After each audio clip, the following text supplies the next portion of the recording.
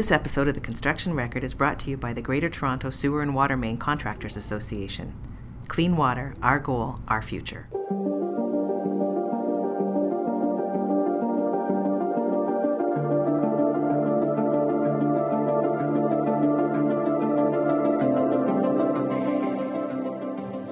Hello, everyone, and welcome to episode 105 of the Construction Record podcast. This is Vince Versace, National Managing Editor of the Daily Commercial News and Journal of Commerce, joining you today for this special podcast, our first CrossPod of the year, first CrossPod of 2021.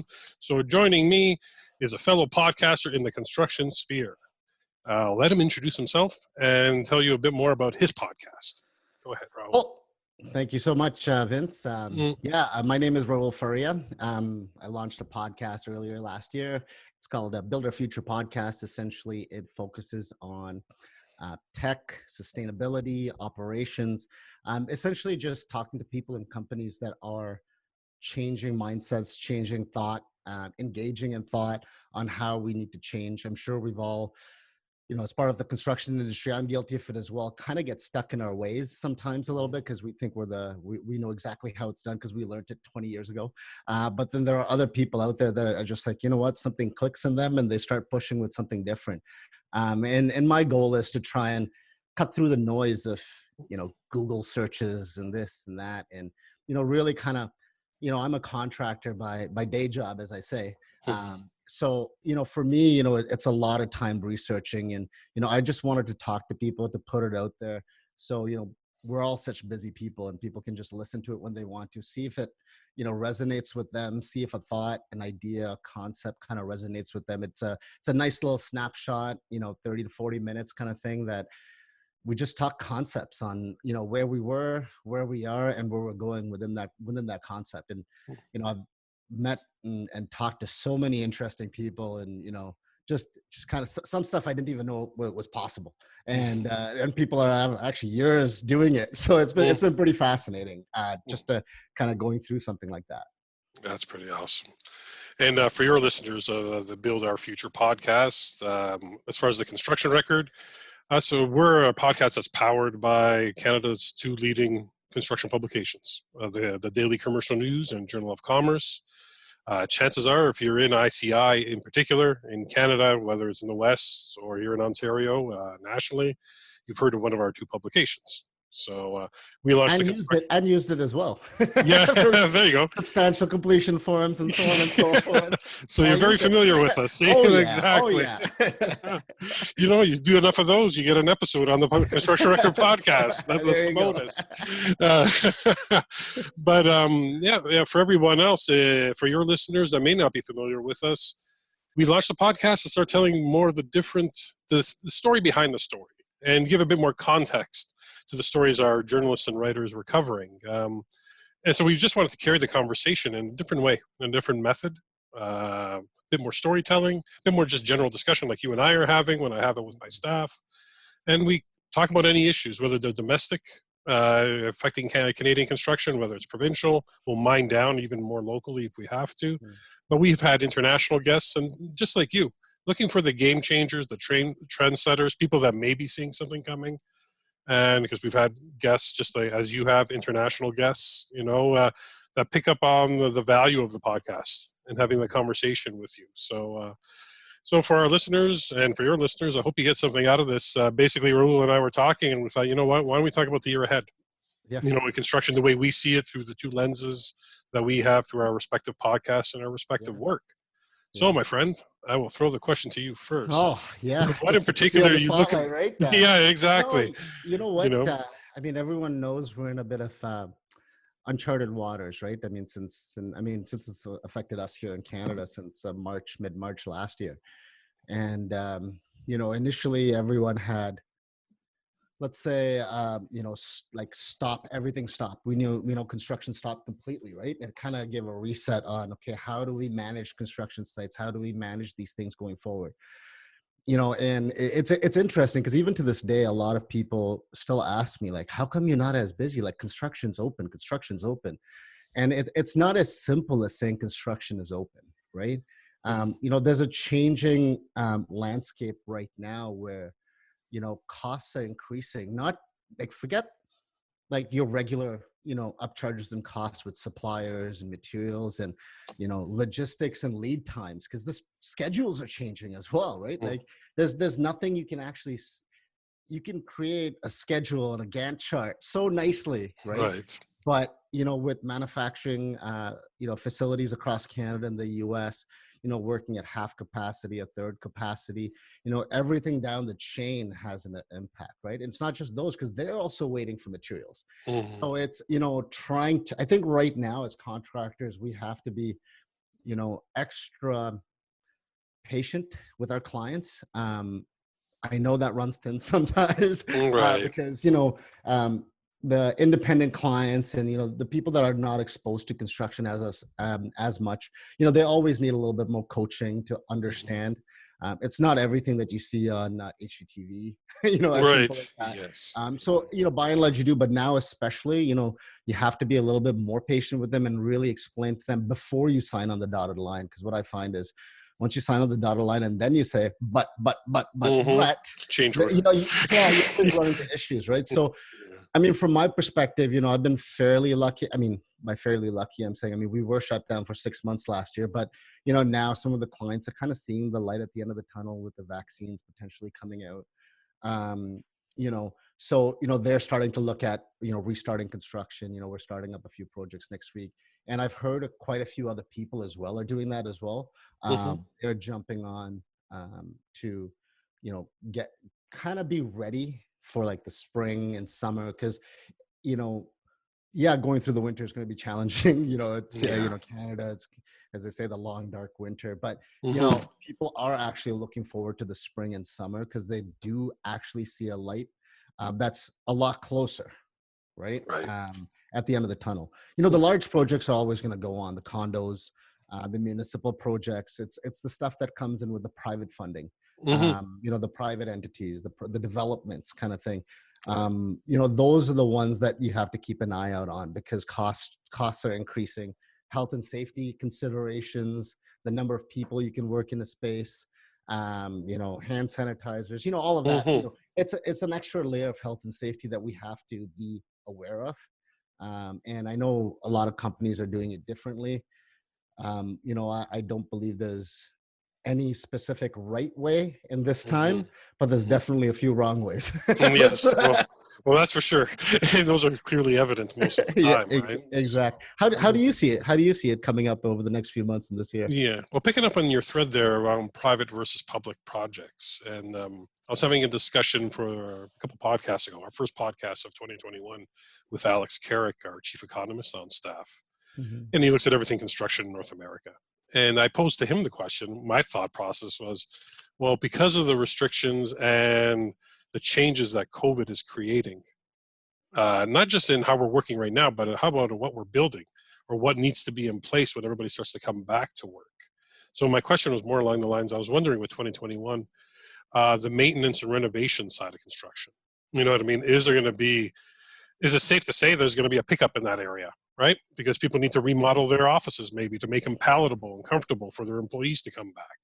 Because we look at the offices that we were in before and it's kind of funny, right? There once was a time we were all in little cubicles, sectioned off from everybody. Which would work really well right now. Yeah, which would be really great right now. But then there was this whole change, right? Yep. Open concept, thinking spaces, collaborative spaces. And well, now what happens, right? How do you start to put in back those kind of safe spaces, the physical distancing in these offices? And well, what's the knock-on effect of that? And I'm curious to see that in 2021. It's still maybe a little too early to see, like, Mhm. I would imagine a big wave of renovation Mhm. and remodeling because people are Mhm. still trying to figure out how to Yeah. survive. Look at it right now, as you and I talk today, Ontario had record number of COVID Yeah. cases. We're worried about the capacity of our healthcare system. Mhm. But I look at that and I wonder about you contractors like yourself too, right? It's, Yeah. I how do mean, you keep working in this environment, right? going on your thread with the offices, I had an Yeah. interesting conversation on one of the episodes. Gentleman named Danny Sang, he's with an interior design firm called Syllable. And we talked about, a hybrid office, essentially. Like, is that the future, right? Mhm. Because I think what people are finding, especially in office spaces, is that they've had to adapt and learn to trust more if that makes any sense. We're so used to managers and everybody else, and even teams being in the same office to collaborate all the time. And this environment has kind of forced us to use Zoom, use Signal, use Slack, use all these other collaboration softwares out there in order to get to an end result. But I don't think that an office is ever going to go out, to be perfectly honest with you. I think there's a need for it, especially in a collaborative space. You know what I mean?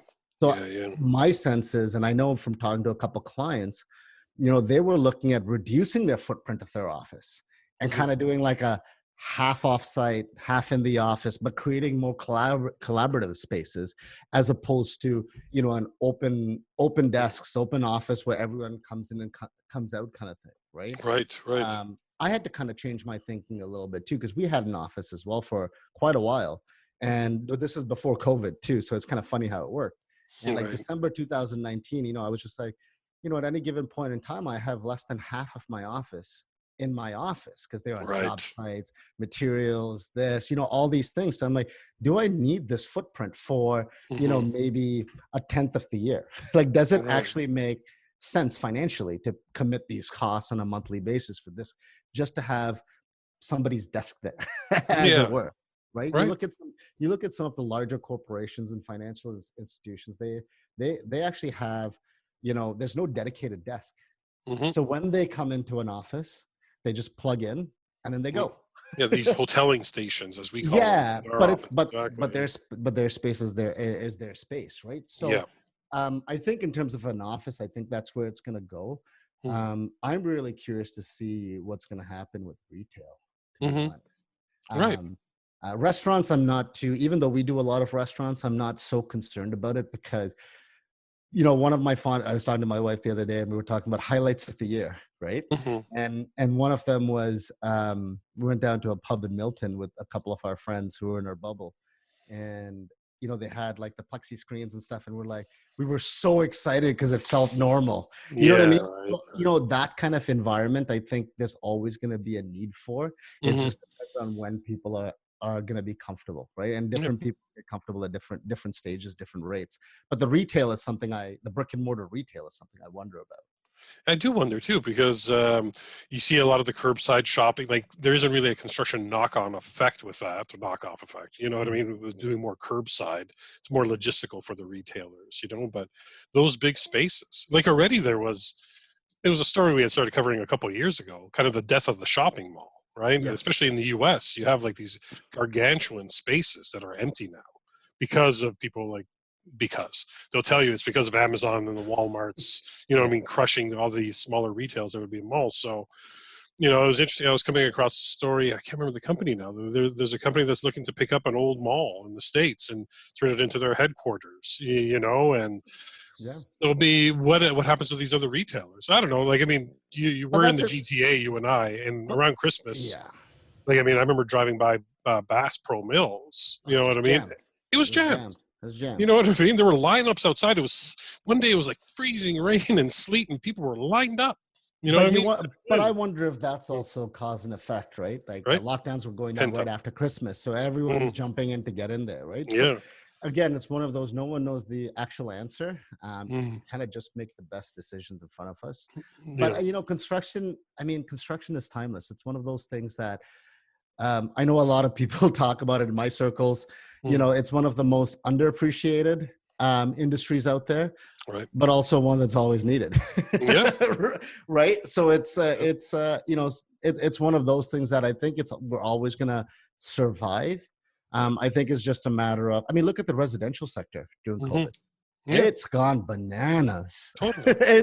It's like, because people aren't traveling, people aren't committing costs to, other stuff. So and they find that now that they're within their house a lot more, because they're not away for 40 hours during the work week, they're like, this really doesn't work. Let me find out what it's going to, what I need to update this or fix it or change it or tweak it to my daily needs. But when you're stuck in the grind and you're just going, you come home, it's like, it's not a big deal. It's not a big deal. Right. I'm not here all the time, just the weekends and the evenings. So I'm guilty of it too. Yeah, not being in the contracting business, but being somebody that's handy in construction and likes my projects. Always had the weekend projects, but schedule them out. Literally, like kind of taking the work mentality. Okay, for the first quarter, this is what I'm going to do. When spring comes up, I'll redo the That's porch. right. I'll redo this. That's right. But That's now, right. having been home based since March 14th, 2020, Mm-hmm. it's like there have been projects I've tackled I never would have got to because I've been sitting here in the space, right? And my Right. wife's working in the space too. It's like, okay, what does work for us and with the kids? Yeah. And it's like, well, that project, might as well just start picking away at it since I'm here, Yeah. right? And Yeah.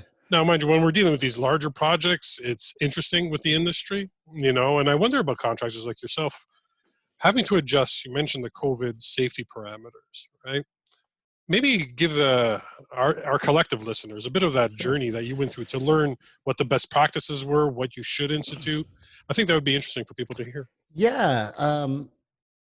So when it first happened, like I was, we shut down right away. You know what I mean? We shut down, I think actually almost a week before, because some of my clients were getting a little antsy as well. And we're like, you know what, let's just take a step back, right? But then through the process, I have a third party health and safety company as well. So talk to them a lot. And, initially part of the challenges were that there was no clear direction for construction on what met needs, right? Even I think in other industries too, right? It was almost like, well, if somebody had an issue, call MOL and they'll come and inspect. Well, that really doesn't help when you're trying to, push on projects and stuff like that. But for us, what we did was we ended up, we have sign-in sheets every day for contact tracing. While I don't ask for individuals' phone numbers, we do. I mean, obviously, we got contracts with their office, so they have their phone numbers, I hope. Yeah. Anyway, but so we do a temperature check as well, just to make sure, get them to sign off daily about, have you, the usual, have you left the country, have you, where have you been, did you get exposed to anybody, how are you feeling, just those things. I mean that's all you can really do, to be perfectly honest with you. Right. I try not to have more than, depending on the size of the job, so if it's a smaller, like 1,500 square foot space, depending on what's scheduled, I won't have more than 3 contractors in that space, like 3 companies. Yeah. But again, it all depends on where they are working. If they're working in different sections, not a big deal. Right. For me as well, I always, talk to the trades, and find out, okay, have they been working with the same person, or are they working with multiple crews, right? I'm pretty lucky in that sense as a small business, that a lot of the trades I deal with, they're of the smaller variety, not large. So they don't have massive crews. They've got like, 2 to 8 people that, that are always on the job site. So they generally there's 2 people that 90% of the time always work together. So it makes it pretty simple. So they're always around each other. It's almost like that's their little Their bubble mini of bubble, right? their mini bubble of construction, Yeah. right? So it makes it a little bit easier. Site meetings, everyone wears masks with the clients, masks. We try and social distance as much as we can, depending on closer to the end, it's harder because it's a little tighter.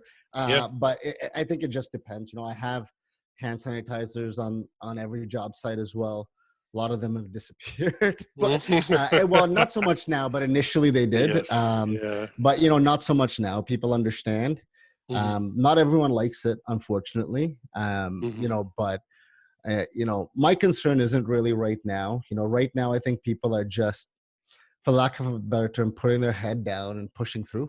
And saying, you know what, they have to do this when they go to a restaurant. They have to do this if they wanted to, for people who've got daycare, my kid, when we take him to daycare, he's got to get his temperature checked as well. You know what I mean? So, we just putting our head down and saying, this is what we need to do. What I'm really questioning and concerned about down the line is when the vaccines come out and they're more accessible to the general public, or they are accessible to the general public. What do we do as business owners? What do we do as people in general? Like, do we mandate? Do we not mandate? If we don't mandate, what risks are there?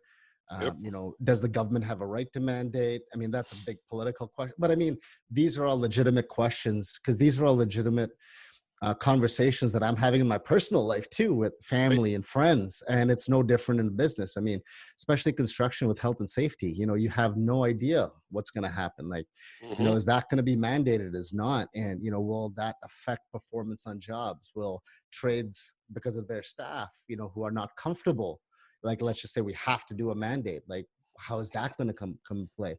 Now, if I mandated for my team within One Oak, in the construction company, do I have a right to do that for subcontractors? There's so many questions.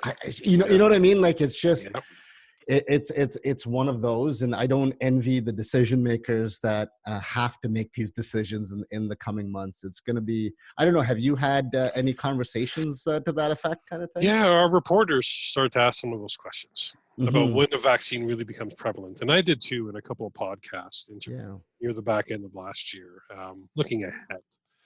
And well, as you said, you don't envy the decision makers. The one universal thing I got from everybody that I spoke to is we all agree whatever they come up with is not going to be good enough to somebody. like the lesson we've learned with the mask. You know what I mean? Like, just putting a piece of cloth on your face for the 5 minutes you go into a store to get a gallon of milk, right? Yeah. Wow. You know what I mean? And and that's, and look at the pushback on that. So imagine a project owner. You got to wonder, will it happen on public projects, right? When you look at liability, that's some of the stuff that we're starting to explore. Like, will a public owner go, well, look, anybody that's on our site needs to be mandated to have had a vaccine? Like, it's a lot of speculation. I mean, and right now, when we look at it, we still got to wrestle this second wave, right? Collectively, whether it's our industry or in our personal lives. Yeah. So I wonder if it's questions, that are percolating, but until we kind of get through this next rush, I agree with you in some respects, but to be honest, as a business owner, our whole premise is based on forecasting and planning with cash flows and this and that, right? So like, literally it's, and obviously liability protection and everything else, so it's really challenging, but at this time we really have to, wait and see. You know what I mean? It's one of those where it's kind of interesting. My wife keeps telling me that I'm pretty surprised during this pandemic, you're not as stressed as you usually are when there is work. And there's because I was shut down for about 6 months with work, right? 6.5 months, 7 months. And I was like, yeah, you know why? She's like, what? I was like, for the first time in my business life, I could not have made one decision differently to affect this outcome. Right? It was totally taken away from you. There's nothing I could have done. Everything else, you can beat yourself up. And I think this is one of them, right? All you can do is keep reading and keep talking to people such as yourself and other people within our circles. And honestly, I'm just trying to make the best decision moving forward. Not even for me, I know a lot of people don't like, when I ask them to sign in every day. They don't like it that I ask them for temperature checks. They don't like the talks every morning, but we have to, you know what I mean? It's just, the other stuff too. I mean, all the other toolbox talks that we've had to do over the years, that's become standard. People got used to it. That's right. Yep. Right. But when anything is new, there's always the question, because, it does feel at times that the information is just not just in your face, it's jammed in your face sometimes, right? So it's hard as humans not to be like, why is it just jammed all the time? Like, why aren't they talking about different things? You know what I mean? Like, different perspectives, right? It's only natural to question that, right? Yeah. And it's interesting too, you mentioned a little while ago, to work off of that, the business of construction continues, right? Things are getting built. Things need to get built. You and I have talked about this. From the moment we wake up in the morning, our eyes open up, we swing those feet off the bed, construction's touched your life, a couple of different ways, even before you get ready. And so like with our team and what we were looking at as we reviewed 2020, besides COVID is a big impact, right? But in construction, like looking ahead, some of the other themes we still want to explore, because they percolated last year, a dynamic year beyond the pandemic. When you look at stuff like with racism in construction, right? A topic we were covering pretty heavily, and we're going to dive into even more in 2021. Like, what are the outcomes of that? That shook this industry while it's dealing with a pandemic, right? And all these restrictions. You start getting that uncomfortable conversations now finally being had openly a bit more, right? And different jurisdictions in Canada are dealing with different types of discrimination and racism on sites. There's always kind of the prevalent people in the West. Western Canada will tell you, well, Indigenous workers have always been dealing with it. You know what I mean, on construction sites.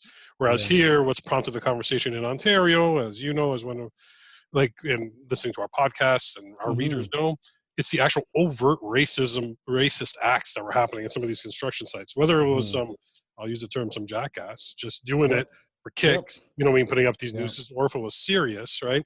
It raised a very uncomfortable conversation during very unprecedented times. And the conversation doesn't end just because with the calendar year changes to 2021. Yeah, you know, when that happened, I was actually pretty floored, pretty shocked. I mean, quite obviously, you can look at me, I'm visible minority, as they say. Although sometimes in Toronto, you would say I'm not, but that's a different conversation. You know, I guess I've been fairly lucky over the years, you know. I've not necessarily had or experienced that overt racism within the industry. You know what I mean? Right. I have been treated very differently.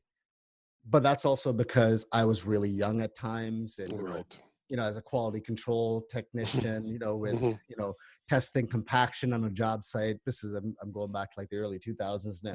You know, trying to tell somebody who's had 30 years in the experience, you know, that I think that happens across the board. I'm not saying I've not had the subliminal stuff, you know, you know, but I mean that stuff.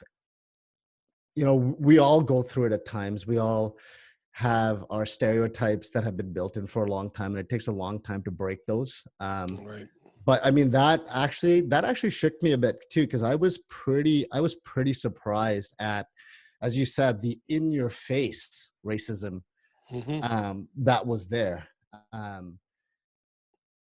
You know, and I don't even know where to start with that, to be honest with you. I mean, quite obviously, it's never accepted. Like, forget a construction site in life; it's never accepted. You know, for me, my questions are always, you know, it's interesting.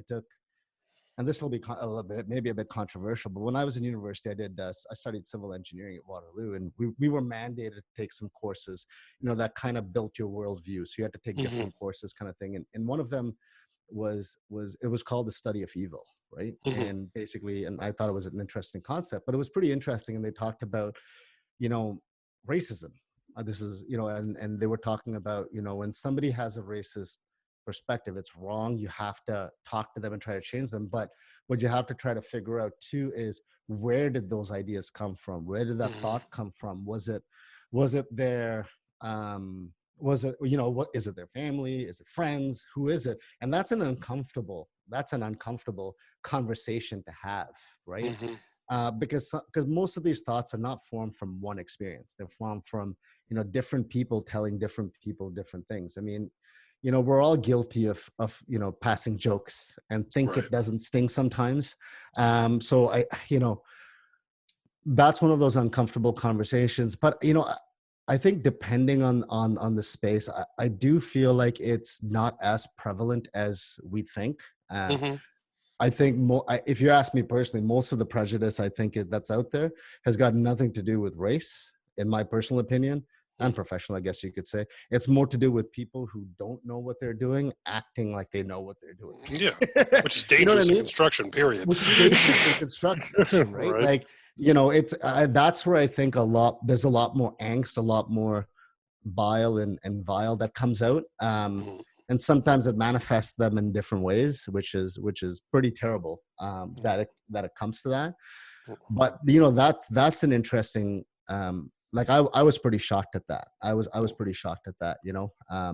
But, you know, I did a couple speeches at Lambton College to some of the, you know, international students that were looking to, you know, learn more about construction project management, and just talk to them about how to get into the industry. And, you know, they had some of those concerns as well, if you can believe it, you know, because they have accents. And, you know, you always, you know, when I first immigrated here in the 90s, I also had that concern. Will I be treated differently because of my accent? Right. You know, and the answer is yes and no. Right. I think at the end of the day, most times when people actually get to know you as a person, I think that's when things change. I know that's when it changed for me. Sure. Once people knew that if I didn't know, I would say I don't know. Can you let me know? Mm-hmm. Even to this day, I don't profess to know everything, so I always try and ask questions if I don't know, and I think people appreciate that more. Mm-hmm. I know. For me, it was well, I'm Italian, of Italian descent, so I don't consider myself whatever white, right? You know what I mean? I have an ethnic, a Sure. heritage of some kind, but Hmm. um, I remember my dad's construction crews.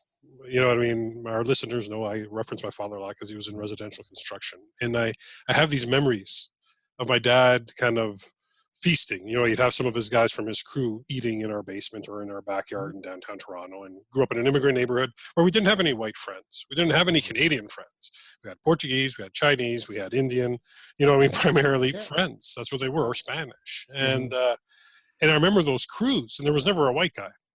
Right, there were Aboriginals, First Nations, Indigenous Yeah. folks. He had Black Jamaican guys on his Hmm. crew, Portuguese guys on his crew. Interesting thing is, the one thing they didn't have in common was the English language. You know what I mean? But you know what I mean? They could all communicate on the construction sites, build these homes in Milton and in Yeah. Peterborough and Yeah. in Oakville, but then talk the language of workers around the Yeah. table after a hard day of work at construction, right?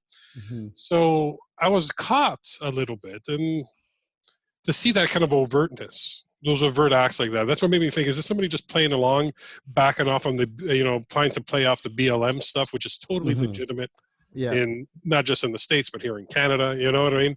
Were people Yeah. trying to have fun off of that because it's not funny. But I was Yeah. surprised because I was raised in a construction environment and family where there was nobody, there were no Caucasian people. Yeah. It was all Yeah. immigrants coming together to work hard to make a living. And I know it sounds like a very idealistic story, but that's the reality for myself and guys of my generation Yeah. that grew up in construction families. So I was so disappointed to see that and to see it continue. That was the thing with Toronto. And it's like, well, is it a joke or is this real? But you know what was real was the discussions and the Yes, fact for that sure. this needs to happen. We need to Yeah. have this talk because it is there, Yeah. because there are some people that are expressing that frustration, right? So curious to see how And, that plays out this year, right? Go and that ahead, it was sorry. taken and that it was taken seriously, whether it was a joke or not. Yep, That's the important exactly. thing as well, right? Hmm. Because sometimes things can be said or done in jest, but Right. obviously that's an extreme example, but I find Mm. that, even if it's just a comment that's made in jest, or, I much appreciate when somebody tells me, hey, that was a little off base. Yep. Because, we've all had our own experiences too, Hmm. right? Yep. In a positive and negative, and different comments affect different people different Right. ways, That's right? right. Um, so Mm. yeah, you know what? That's for me. That's yeah, but honestly, the one thing I will say though is, um, I don't think it's as prevalent Hmm. in our industry. To be perfectly honest, I think it's more based on what you're saying. Hmm. Your experience with your dad and the people around him that built these homes everywhere. I do think for the most part that's what it is. Hmm. And I do feel that it's just like every other thing, right? Like you got your bad contractors, you got your good contractors, you got your bad lawyers, you got your good Mm. lawyers. You know what I Right. mean? And I'm really grateful that the conversations were real and they were serious, because you know 95%, if not more, of the contractors are just trying to make an honest living. Hmm. You Yeah. know what I mean? They're just trying to build it, make some Hmm. money, Hmm. not gouge, get the right quality out. You know what I Yeah. mean? And I Yeah. think it's the same with the workers on the sites too. Hmm. Well, when you look at the demographics of our industry, right? It's 70, depending on whose stats you want to look at, between 75 and 82% of the Canadian construction are contractors, independent operators like yourself, right? Yeah. Kind of, Yeah. they call them mom and pop shops, Hmm. employees from Yeah. 1 to 20. Yeah. And that's the reality. You'd like to Yeah. think, yeah, you have your underground economy, not dismissing it. Oh It yeah. exists and it creates Yeah. problems for guys like yourself and other people who, Everybody. Yeah. right? Yeah. So not dismissing it, but overall, you're right. I think it's people just trying to find a way. So you throw in a pandemic in the middle of that, you throw in some of these uncomfortable conversations around racism, and Yeah. it was one heck of a year last year in construction. Yeah. And so But you know looking what ahead, is go ahead. sorry, go on. Sorry, No, go on, no, go no, on. finish off. Go. No, but what I find interesting is I feel like every year there's always something that Hmm. takes hold in our industry, right? There's like Yeah. there's and it's and it, I don't mean like kind of neat in a way, but it's kind of nice that it's not like 5 to 10 different major things happening at the same time and we're trying to scramble for everything. Right. It almost feels like there's one big thing that happens in a year or 2 years, and then there's more awareness, and then there's more awareness that, hey, there's like 4 or 5 other things that are going on for that specific issue. Let's try and resolve that, and then, you know what I mean? And Yes, I'll get it. not necessarily take your eye off it, but always be aware of it, but come up with tangible steps to improve that. Yeah, and for us as reporters looking into the industry and covering it, when I think about my team, like December was a particularly dark December in Ontario construction. Like in the end, we had a total of 8 construction deaths to finish off the year in this jurisdiction, and that's crazy, right? Crazy. So Yeah. we took the unprecedented step with us with the Daily Commercial News. We blackened our front page after there was the spat of like 6 deaths in 5 days, just to kind of show that it's like, this isn't just another statistic. Why is this happening? And for me, it brought me back to the swing stage tragedy here in Toronto from just over 10 years ago, when 4 guys were on a swing stage and it broke apart at Kipling Avenue. I remember that. Going out there on that Christmas Eve and Yeah. going to the scene, you know what I mean, and seeing the swing stage broken apart 13 stories up and seeing bodies tarped over. Wow. Right? So here we are all these years later, and on all these separate projects, all these guys getting killed. And it is getting killed. It's not an accident. It's an incident. It's something that happened. Why? Is it the COVID question? Those are the questions. There's your typical question as a journalist you start to ask. Yeah. But you know what I mean? There's like, is it a shady shop? Is it legit? Who's the owner? Like, were they rushing because it's Christmas? But more of the questions we started to ask this year was like, is there COVID fatigue on these sites? You know what I mean? Are people tired of the parameters and rules?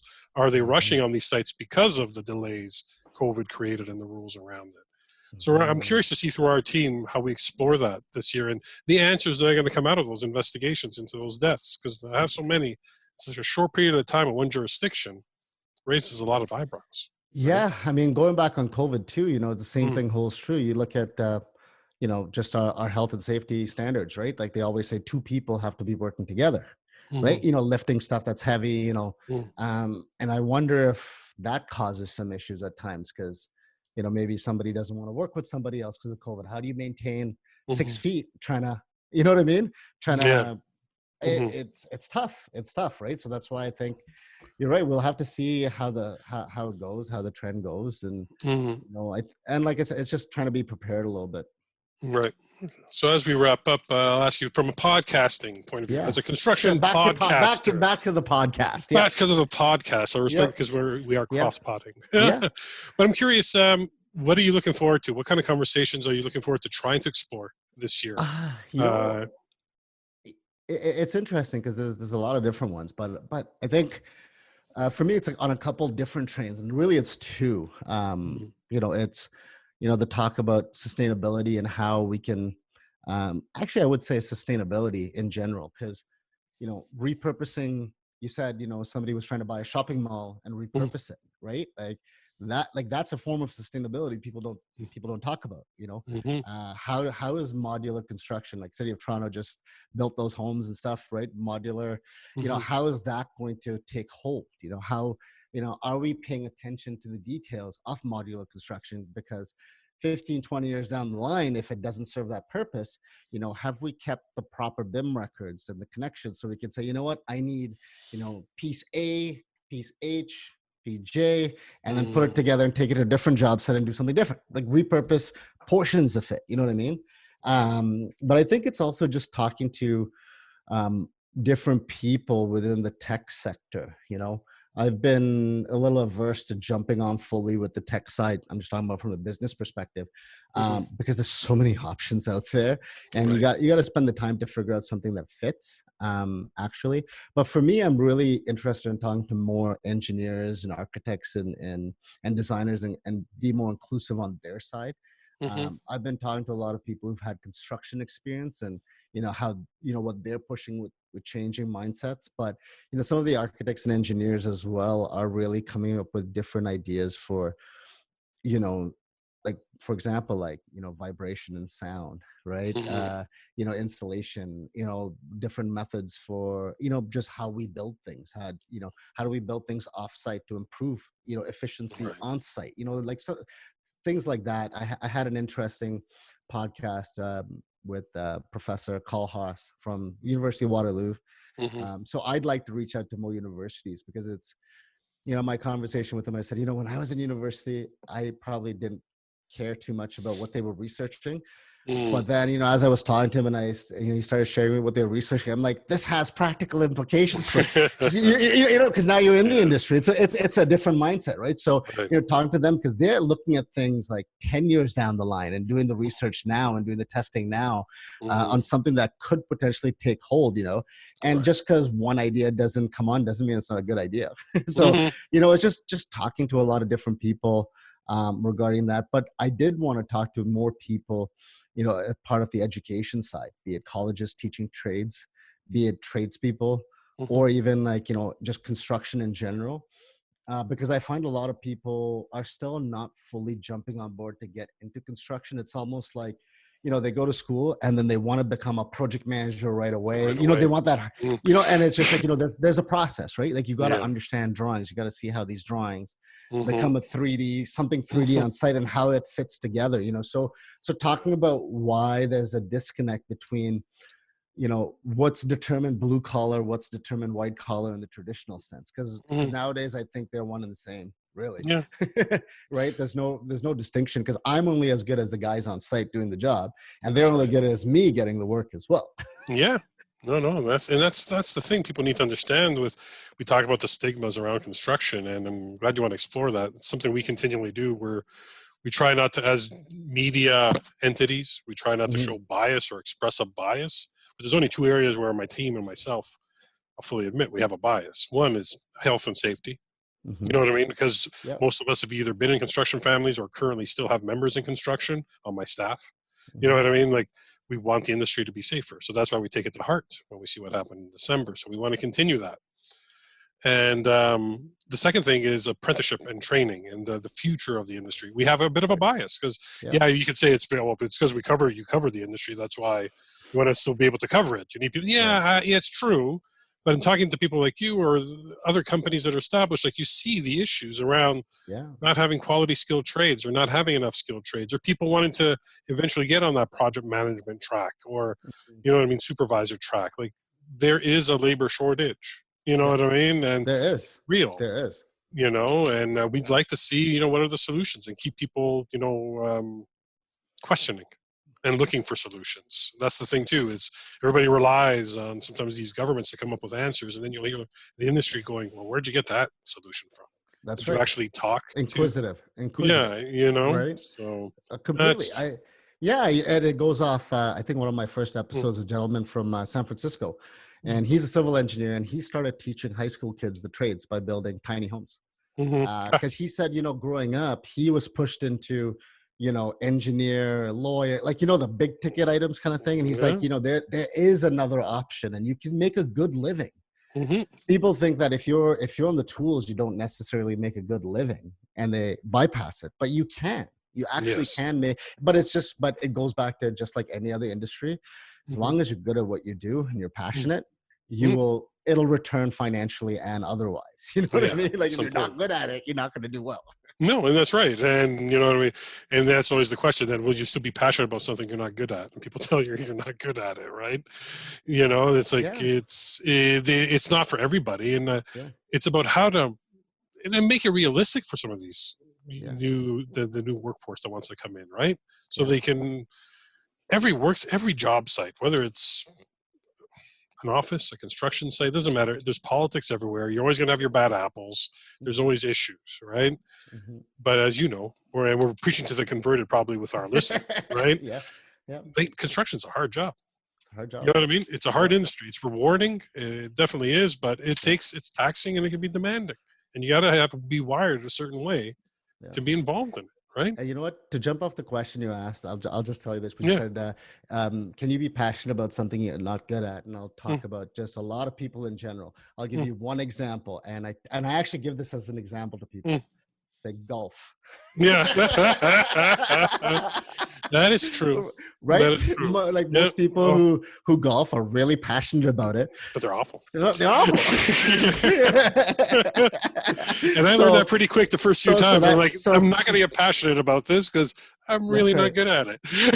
That's All right. right. So So let me flip that question back to you before sure. we end. What are you looking forward to this year in your conversations?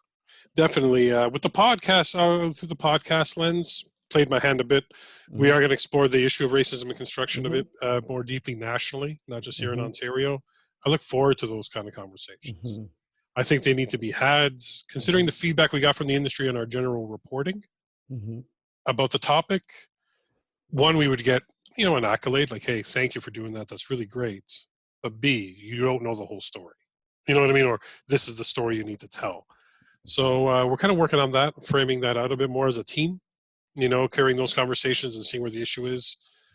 Obviously, looking to see what happens with the construction economy. I still foresee myself when I looked at the scheduling of the podcast guests. Yeah. I'm going to be doing check-ins with folks that have their finger really on the pulse of what's Mm-hmm. happening, Mm-hmm. depending where they are in the construction pipeline, right? Whether Right. it's manufactured, building product manufacturers or Right. subtrades or GCs, right? Yep. Look forward to those conversations. I think we saw last year, and you and I talked about this when we first introduced ourselves, when we had our first kind of exploratory conversation. I found but because of the pandemic, the idea of reset in construction, the idea of now starting to look at some kind of innovation or improved efficiencies, whether it's on the back end of a construction company, Mm-hmm. like internally Mm-hmm. or externally, that started to come to the fore. And we started to hear a lot more from a lot more innovators, people that have brought innovation to the industry, Mm-hmm. started approaching us and saying, you're asking the question if this is the time for the reset, this is our experience. So I want to share a bit more of those conversations with our listeners because it was popular last year when we did it. Mm-hmm. And the reason why I measure the popularity is we started to get questions like, hey, can you connect me with that person? Or other innovators would be like, that's a good point, but this is what I learned, because those innovators may be 3 or 4 years ahead on the arc of the pain of trying to bring innovation to construction, right? So, but isn't that the best? And that the reason why, part of the reason why you do the podcast is to reach people, right? Like, same for me when some people said, "Hey, I never knew that this worked," and I reached out to them. Like, like that kind of feedback is like, you know what? I guess I'm doing something right. Yeah. Well, exactly. Right. So.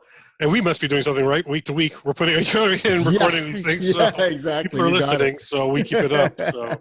Perfect. Well, Rahul, I think that's great. I think you and I think maybe our listeners get the sense. I think we could go on for a little bit. Continue for a long. I think we can continue for a long time. I think we could do a 3-part series just on looking ahead at 2021. But you got it. I do foresee us checking in with each other this year. I'd be curious to see where we're at come the next quarter or halfway through the year. Yeah, you never know. It's a whole new world, as they say. Right? Yeah, for sure. So for my change with it. Sorry to cut you off. I was just saying, so for the sake of my listeners, you'll see it in the show notes when we post. But if you want to tell people listening where they can find Build Our Future. Yeah. It's pretty much all the platforms, Spotify, Apple, Google, Amazon now has it too. You can go on our website, rahulfaria.com/podcast. Actually, we're working on a dedicated podcast website now, which will be buildourfuture.fm. And that's probably going to launch in the next week and a half. But yeah, so those are the general spaces. I post everywhere. You can find links on Instagram, Facebook, LinkedIn. That's where you and me connected as well. Right. So, so I mean, pretty much all the normal spots. You want to find a little bit more about me, the website's there as well. So basically everywhere you can listen, you can listen to it. So perfect. Yeah. And for the sake of your listeners, if you want to listen to the construction record, if you found this interesting enough and you want to learn a bit more about what we do with our pod, you can find it on any podcatcher that you have, as far as on Google Play, Apple Podcasts, we're there, Spotify, we're there as well. Our podcast page is off our main newspaper website, so that's dcnonl.com/podcasts or joconl.com/podcasts. The DCN stands for Daily Commercial News. JOC stands for Journal of Commerce. Yes, and you can track us on LinkedIn, on Twitter, and on Instagram as well, and Facebook. You'll find posts about us. You'll find this posted there as well. So, in the end, I hope our listeners get something out of this, with 2 different shared perspectives. And I really it's interesting coming from a reporting side and from a contractor side in these conversations, right? So exactly. It's been great. Thanks for having me on, Vince, and great you joined as well. Always fun. I mean, we can keep talking as you know, so we got to end it sometime. Exactly. Sounds good. Well, look, thanks again, Rahul. That was really great. And take care, everyone. Thank you. This episode of The Construction Record is brought to you by the Ontario Sewer and Water Main Construction Association. Clean water is everybody's business.